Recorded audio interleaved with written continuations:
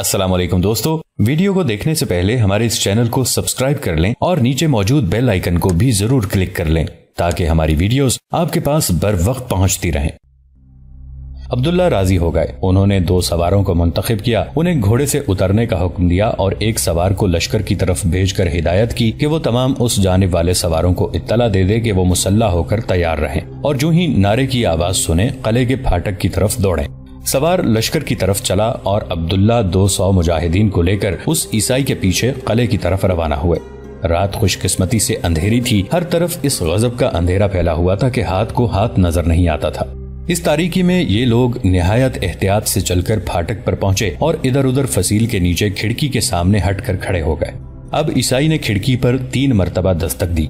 किसी ने खिड़की के पट खोले और झांका। ईसाई कासिद ने कहा, मुसलमान किले के चारों तरफ बिखरे हुए हैं, इसलिए मैं वापस लौट आया हूँ। दरवाजा खोलो और मुझे अंदर ले लो। झांकने वाला पहरेदार था, उसने खिड़की के पट खोल दिए। ईसाई उसके अंदर दाखिल हुआ। उसके पीछे ही अब्दुल्ला और 3 और बहादुर मुसलमान घुस गए और उन्होंने दरवाजे में दाखिल होते ही तलवारें निकालकर निहायत फुर्ती और कुव्वत से वार करना शुरू कर दिए।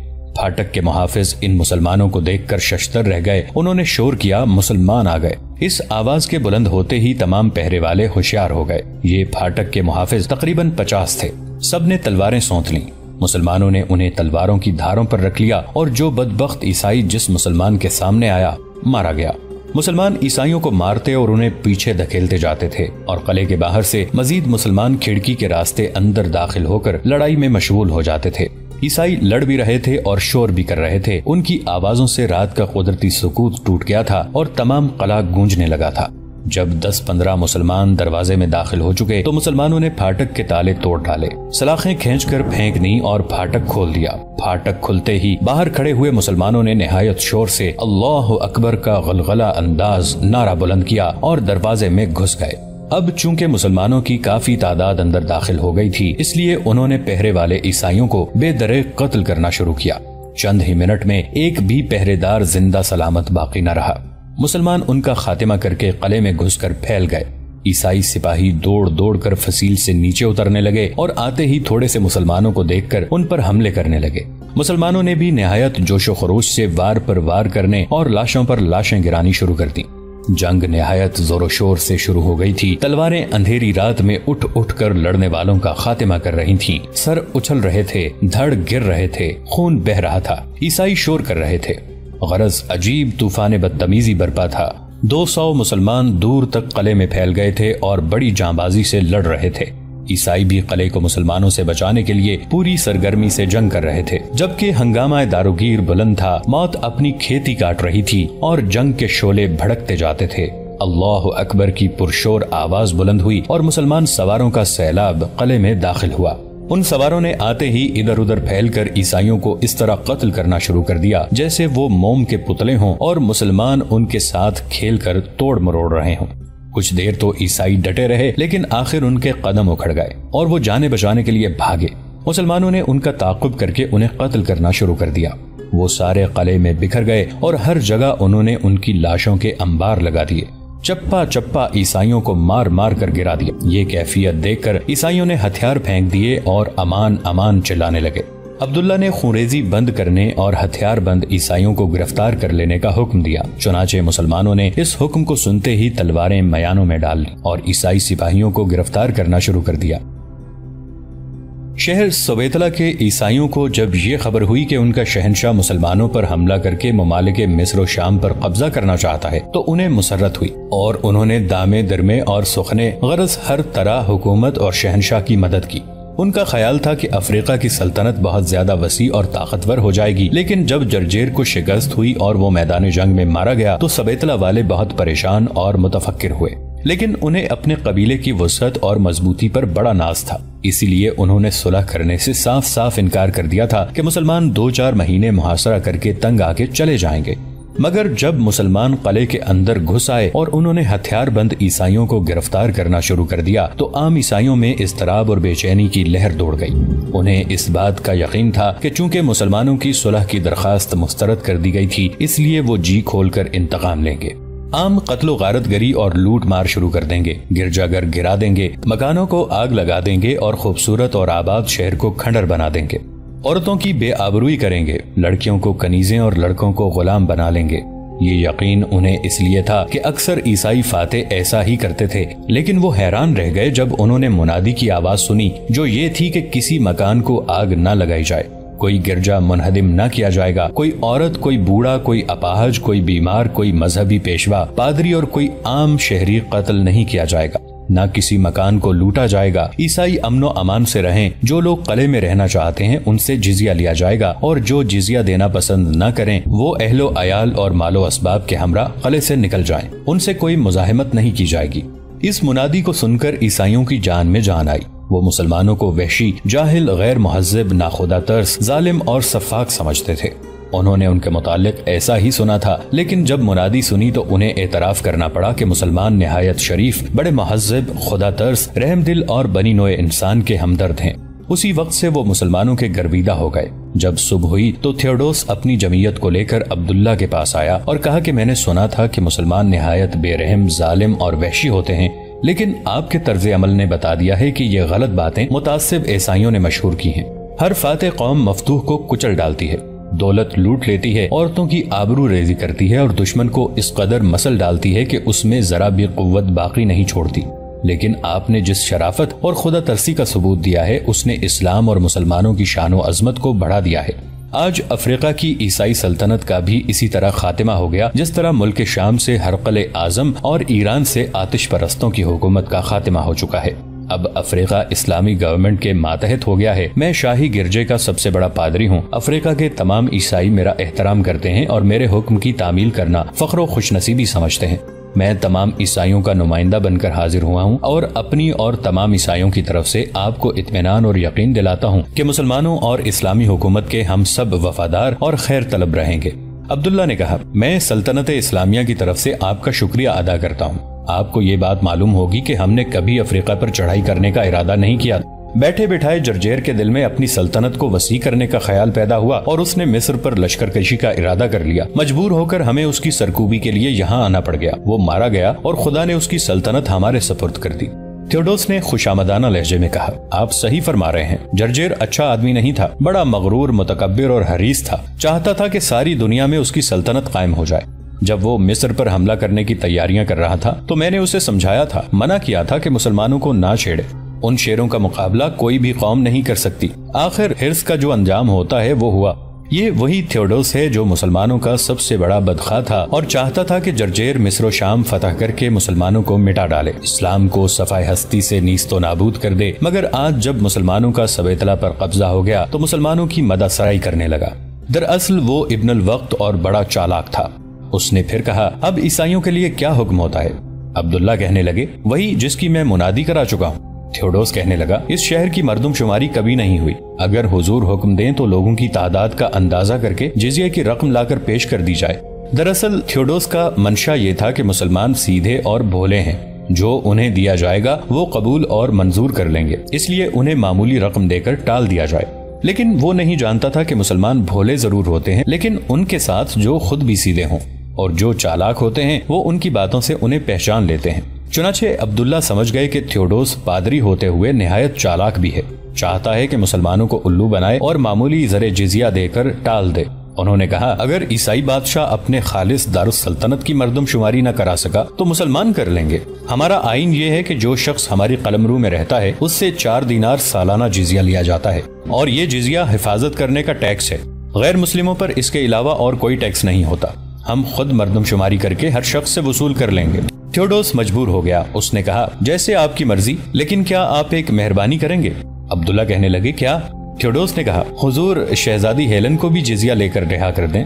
عبداللہ کہنے لگے، یہ بات میرے اختیار سے باہر ہے۔ آپ کو شاید معلوم نہیں کہ شہزادی کے باپ نے یہ اعلان کیا تھا کہ جو کوئی مسلمانوں کے سردار کا سر کاٹ کر لائے گا اس کے ساتھ اس کی شادی کر دی جائے گی۔ میں نے بھی یہ مرادی کرا دی تھی کہ جو مسلمان جرجیر کو قتل کر ڈالے گا شہزادی اسے بطور کنیز دے دی جائے گی اور 1 لاکھ دینار دے دیے جائیں گے۔ دوسرے، میں نے یہ بھی تہیہ کر لیا تھا کہ جرجیر کے ملک کا گورنر بھی اسے بنا دیا جائے گا۔ جرجیر میدان جنگ میں مارا گیا ہے، اسے قتل کرنے والا شہزادی کا حقدار ہے۔ میں نہیں جانتا کہ اس کا دعوے دار اب تک کیوں میرے پاس نہیں آیا۔ میں شہزادی کو امیر المؤمنین خلیفۃ المسلمین اعلی حضرت سیدنا عثمان رضی اللہ عنہ بن عفان کی خدمت میں بھیجوں گا، اس کے متعلق وہی فیصلہ کر سکیں گے۔ تھیوڈوس کہنے لگا تب کیا آپ مجھے بھی شہزادی کے ہمراہ دارالخلافہ جانے کی اجازت دیں گے؟ عبداللہ کہنے لگے بڑی خوشی سے۔ تھیوڈوس نے کہا میں آپ کی اس عنایت کا مشکور ہوں گا۔ عبداللہ نے ابن عمر کو جزیے کی وصولیابی پر مامور کیا۔ انہوں نے محلہ محلہ گھوم کر مردم شماری کر لی اور جزیہ وصول کرنا شروع کر دیا۔ اس عرصے میں مسلمانوں نے شاہی خزانے اور شاہی قصر اور دوسری شاہی عمارتوں پر تصرف کر لیا۔ انہیں بے شمار مال غنیمت ہاتھ آیا، اس قدر کہ وہ اسے دیکھ کر حیران رہ گئے۔ انہیں اتنی دولت ملنے کی بالکل امید نہیں تھی۔ مال غنیمت کی تقسیم سے فارغ ہو کر عبداللہ نے 1,000 سواروں کے چند دستے بنا کر اطراف ملک میں اپنا تسلط قائم کرنے کے لیے روانہ کیے۔ ان دستوں نے ہر بستی میں جا کر صلح سے اپنا قبضہ کر لیا۔ سبیتلا سے آگے صرف ایک قلعہ اور باقی تھا، اس کا نام جم تھا۔ اہل جم نے بھی 10 لاکھ دینار جزیہ دے کر صلح کر لی اور اس طرح تمام افریقہ پر مسلمانوں کا قبضہ ہو گیا اور افریقہ کی فتح مکمل ہو گئی۔ پری جمال شہزادی ہیلن مسلمانوں کے پاس نظر بند تھی۔ وہ اسلامی خواتین میں رہتی تھی۔ اسے باپ کے مارے جانے کا صدمہ تھا، سلطنت چھن جانے کا قلق تھا اور قید ہو جانے کا رنج تھا۔ وہ ہر وقت ملول اور غمگین رہتی تھی۔ عبداللہ کو معلوم ہو گیا تھا کہ ہیلن آزردہ اور حزین رہتی ہے۔ انہوں نے اس کی وابستگی کے لیے اس کی تمام کنیزوں کو اس کے پاس بھیج دیا تھا اور اس کا جس قدر سامان مال غنیمت میں مسلمانوں کے ہاتھ آیا تھا وہ سب اسے دے دیا تھا۔ اس کے زیورات، ملبوسات، سونے چاندی کے ظروف، تاج، لوازمہ تزئین، فرش خیمے، خیموں کا آرائشی سامان، غرض جس چیز کو انہوں نے سمجھا کہ شہزادی کی ہوگی اسے دے دی تھی۔ کسی قوم نے بھی اپنی لڑکی کے ساتھ ایسا فیاضانہ سلوک نہیں کیا ہوگا، کم سے کم تاریخ میں کوئی بھی ایسا موقع نہیں گزرا ہے۔ یہ تمام سامان مسلمانوں نے مال غنیمت میں حاصل کیا تھا، کئی لاکھ دینار کی مالیت کا تھا، لیکن سیر چشم مسلمانوں نے مطلق بھی اس کا خیال نہیں کیا اور شہزادی کی تسلی اور دل دہی کے لیے اس کی ہر چیز اس کے حوالے کر دی۔ مسلمانوں کا یہ حسن سلوک دیکھ کر ہیلن مسلمانوں کی بہت زیادہ مشکور تھی۔ اس کے دل میں مسلمانوں کا احترام اور اسلام کی عظمت گھر کرتی جا رہی تھی۔ وہ سلمہ سے بہت زیادہ مانوس ہو گئی تھی، اس قدر کہ اسے اس کی جدائی 1 منٹ کی بھی شاق ہو جاتی تھی۔ اس نے اسے اپنے پاس رہنے کی اجازت اس کے باپ خبیب سے حاصل کر لی تھی اور وہ پری روح سلمہ اس کے پاس ہی رہنے لگی تھی۔ ایک روز جبکہ اسلامی لشکر سویتلا فتح کر کے شہر کے باہر ہی خیمہ زن تھا، اوروش ہیلن نے سلمہ سے کہا بہن سلمہ میری ایک بات مانو گی؟ سلمہ نے مسکرا کر کہا اگر ماننے کی ہوئی تو ضرور مانوں گی۔ ہیلن نے عاجزی سے کہا آج میرا ایک کہا کر دو۔ سلمہ نے کہا کہیے۔ ہیلن کہنے لگی پہلے وعدہ کرو تب کہوں گی۔ سلمہ نے کہا بات سننے سے پہلے وعدہ کرنا غلطی ہے، لیکن میں یہ اطمینان دلاتی ہوں کہ اگر میرے مذہبی جذبوں کو ٹھیس نہ لگتی ہوگی تو میں ضرور آپ کے حکم کی تعمیل کروں گی۔ ہیلن کہنے لگی میں چاہتی ہوں کہ تم میرے کپڑے پہن لو، میں دیکھنا چاہتی ہوں کہ ایک عربی حسین دوشیزہ اس لباس میں کیسی معلوم ہوتی ہے۔ سلمہ نے مسکرا کر کہا واہ خوب خیال ہوا ہے آپ کو۔ ہیلن نے بڑی عاجزی سے کہا اچھی سلمہ میری خواہش پوری کر دو۔ سلمہ نے کہا ایک شرط ہے۔ ہیلن کہنے لگی کہ مجھے تمہاری ہر شرط منظور ہے۔ سلمہ نے کہا تو تم عربی لڑکیوں کا لباس پہن لو، میں بھی دیکھنا چاہتی ہوں کہ تم پر یہ لباس کیسا پھپتا ہے۔ ہیلن کہنے لگی میں بڑی خوشی سے تمہارا لباس پہن لوں گی۔ سلمہ نے ہنس کر کہا آؤ تو میں تمہیں اپنا لباس پہناؤں اور تم مجھے اپنا پہناؤ۔ دونوں پری چہرہ لڑکیاں خیمے کے اندر چلی گئیں۔ لوسیا اور شہزادی کی دوسری سہیلیاں اور کنیزیں باہر ہی سائبان کے نیچے بیٹھی رہیں۔ صرف 3-4 کنیزیں لباس تبدیل کرانے کے لیے خیمے کے اندر چلی گئیں۔ تھوڑی ہی دیر میں دونوں مہوشیں آ گئیں۔ ہیلن نے مکمل عربی لڑکیوں کی پوشاک زیب تن کر رکھی تھی۔ اس کے سیاہ اور دراز گیسو 2 لٹوں میں گوند کر اس کے سینے کے دونوں طرف چھوڑ دیے گئے تھے اور ان میں روپیلی لیس بھی گوند دی گئی تھی۔ ہیلن پر یہ عربی لباس پھوٹ نکلا تھا اور وہ نہایت ہی پری جمال عربی دوشیزہ نظر آنے لگی تھی۔ اس کا حسن اس لباس میں اور بھی چمک اٹھا تھا، لیکن ماہرو سلمہ شعلہ حوالہ بن گئی تھی۔ شہزادی کا ریشمی لباس جو جواہرات سے مرصع تھا اور منقش جواہر زیورات نے اس کے حسن میں 4 چاند لگا دیے تھے، خصوصاً تاج نے جس میں زمرد، یاقوت اور لال آویزاں تھے، اس کے چہرے کو ماہ خورشید سے زیادہ روشن کر دیا تھا۔ تمام سہیلیاں اور کنیزیں دونوں کو جدا جدا کپڑوں میں دیکھ کر حیران رہ گئی۔ دونوں عالم حسن کی خوبصورت اور حسن کی دیویاں معلوم ہو رہی تھیں۔ ان کے چہرے سے حسن کی شعائیں نکل رہی تھیں۔ ان کے روئے تاباں کی طرف دیکھنا دشوار ہو گیا تھا۔ شہزادی نے سہیلیوں سے مخاطب ہو کر کہا تم نے دیکھا اس نیر حسن کو؟ سلمہ نے مسکرا کر کہا مجھ سے پہلے اس عربی چاند کو تو دیکھو۔ ہیلن تم پر عربی لباس خوب جچتا ہے، یہی پہنا کرو۔ ہیلن نے ٹھنڈا سانس بھر کر کہا پہنا کروں گی اگر کسی نے پہننے کا اصرار کیا۔ سلمہ کچھ کہنا چاہتی تھی کہ سامنے سے سرور آتے نظر آئے۔ وہ گھبرا گئی۔ اس نے چاہا کہ وہ جلدی سے خیمے کے اندر گھس جائے۔ وہ نہیں چاہتی تھی کہ اس کا منگیتر باپ یا کوئی اور مسلمان اسے غیر قوم کی لڑکیوں کا لباس پہنے دیکھے۔ وہ جانتی تھی کہ مسلمان اس بات کو معیوب اور برا سمجھتے ہیں، چنانچہ اس نے خیمے کے اندر چلے جانے کا ارادہ کیا، لیکن ہیلن نے اسے روک کر کہا، ابھی ٹھہرو سلمہ۔ مجبوراً اسے رک جانا پڑا۔ اس عرصے میں سرور سامنے آ گئے۔ انہوں نے جب سلمہ کو اس لباس میں دیکھا تو حیران اور متعجب ہوئے۔ انہوں نے کہا، سلمہ، آج میں یہ کیا دیکھ رہا ہوں؟ سلمہ نے شرما کر سر جھکا کر کہا، شہزادی ہیلن نے مجبور ہو کر یہ لباس پہنایا ہے، میں ابھی لباس تبدیل کر لیتی ہوں۔ ہیلن کو معلوم ہو گیا تھا کہ سرور سلمہ کے منگیتر ہیں۔ سلمہ چلی گئی۔ ہیلن نے افسردگی کے لہجے میں کہا، افسوس، ہمارے لباس سے بھی نفرت ہے۔ سرور نے نرمی سے کہا، نفرت نہیں ہے شہزادی، بلکہ ہر قوم کو اپنا ہی لباس زیب دیتا ہے۔ مجھے امیر عسکر نے آپ کے پاس اس لیے بھیجا ہے کہ میں آپ کو مطلع کر دوں کہ کل یہاں سے مال غنیمت کچھ لشکر کے ہمراہ دارالخلافہ میں بھیجا جائے گا، آپ بھی بھیجی جائیں گی، آپ تیار ہو جائیں۔ ہیلن کہنے لگی کہ میں تیار ہوں۔ سرور چلے گئے۔ ہیلن نے اپنی تمام کنیزوں اور سہیلیوں کو تیاری کا حکم دے دیا اور وہ وہاں سے چلی گئیں۔ اب صرف وہ اور لوسیا رہ گئیں۔ لوسیا نے کہا، شہزادی، کیا کوئی تدبیر ایسی نہیں ہو سکتی کہ ہم مسلمانوں کے دارالخلافہ نہ جائیں؟ ہیلن کہنے لگی، ہم اپنے بس میں نہیں ہیں اور اس کے لیے ہمارا جانا ناگزیر ہے۔ لوسیا کہنے لگی، ممکن ہے مسلمان وہاں آپ کو تشہیر کریں۔ ہیلن نے کہا، میرے خیال میں ایسا نہیں ہوگا، مسلمان ان باتوں کو برا سمجھتے ہیں، وہ کسی کی تذلیل کو روا نہیں رکھتے۔ لوسیا کہنے لگی، لیکن شہزادی، آپ کو اس قدر رنج و غم ہے کہ آپ گھلی جا رہی ہیں، اتنا لمبا سفر کیسے برداشت کریں گی؟ ہیلن نے اس کی طرف دیکھتے ہوئے کہا، کیسے جانا تم نے؟ لوسیا کہنے لگی، معاف کرنا، آپ کے چہرے کی زردی بتا رہی ہے۔ ہیلن نے لمبا ٹھنڈا سانس لے کر کہا، تو نے سچ کہا ہے لوسیا، میرے دل میں ایک اور خلش بھی پیدا ہو گئی ہے۔ لوسیا نے اس کے رخ انور پر نظر جما کر کہا، اور وہ خلش محبت کا کانٹا ہے۔ ہیلن کہنے لگی، ہاں۔ لوسیا کہنے لگی، کیا سرور کو پیار کرنے لگی ہیں آپ؟ ہیلن نے کہا، نہیں۔ لوسیا نے پوچھا، پھر وہ کون خوش نصیب ہے؟ لوسیا کہنے لگی، یہ کنیز بھی ایسی جرت نہیں کر سکتی، آپ فرمائیں وہ کون شخص ہے؟ ہیلن نے کہا، لوسیا، وہ وہی ہے جس نے میرا باغ مسرت تاراج کیا ہے، جس کے ہاتھوں سے قدرت نے مجھے یتیم بنا ڈالا ہے۔ لوسیا کو کمال حیرت ہو گئی۔ اس نے کہا، شہنشاہ کے قاتل سے آپ کو محبت ہو گئی ہے؟ ہیلن نے شرمسار انداز میں کہا، ہاں لوسیا، میں نے بہت کچھ اپنے دل کو ملامت کی ہے، لیکن محبت اختیاری نہیں ہے۔ میں بدنصیب اپنے باپ کے قاتل سے محبت کرتی ہوں۔ میں جانتی ہوں یہ بات میرے لیے بڑی شرمناک ہے، جو سنے گا کیا کہے گا، لیکن ہزار کوشش کرنے پر بھی میں اس کے خیال کو دل سے نہ نکال سکی۔ مجھے ملامت خیز نظروں سے نہ دیکھو، میں خود اپنی نگاہوں سے حقیر ہو رہی ہوں۔ لوسیا کہنے لگی، آج معلوم ہوا ہے کہ محبت حقیقت میں اندھی ہوتی ہے۔ ہیلن نے کہا، یہ سچ ہے، میں نے صرف اسے ایک ہی نظر دیکھا ہے۔ جب اس نے شہنشاہ کو قتل کیا تو میں اسے قتل کرنے کے لیے جھپٹی، لیکن اس کی صورت دیکھتے ہی مجھے اس پر رحم آ گیا اور میری تلوار جھک گئی۔ لوسیا کہنے لگی، لیکن تعجب یہ ہے کہ وہ اپنا انعام لینے کے لیے کیوں اپنے سردار کے پاس نہیں آئے؟ ہیلن کہنے لگی، مجھے بھی یہی حیرت ہے۔ لوسیا نے کہا، کہیں وہ جنگ میں مارے تو نہیں گئے؟ ہیلن کہنے لگی، میرا دل گواہی دیتا ہے کہ وہ مارے نہیں گئے۔ لوسیا کہنے لگی، تو کہیں چلے گئے ہوں گے؟ ہیلن نے کہا، یہ ہو سکتا ہے لوسیا، میں انہیں تلاش کروں گی اور جب تک وہ نہیں ملیں گے انہیں ڈھونڈتی رہوں گی۔ چونکہ افریقہ کی مہم ختم ہو گئی تھی، جرجیر مارا گیا تھا اور دارالسلطنت سبیتلا پر مسلمانوں کا قبضہ ہو گیا تھا، عیسائیوں نے اطاعت اختیار کر لی تھی، اسی لیے اب اس سرزمین میں کوئی کام باقی نہیں رہا تھا۔ چنانچہ عبداللہ بن سعد رضی اللہ عنہ نے سبیتلا میں 1000 جنگجو مجاہدین کو چھوڑا اور خود وہاں سے روانہ ہو کر طرابلس میں ٹھہرے۔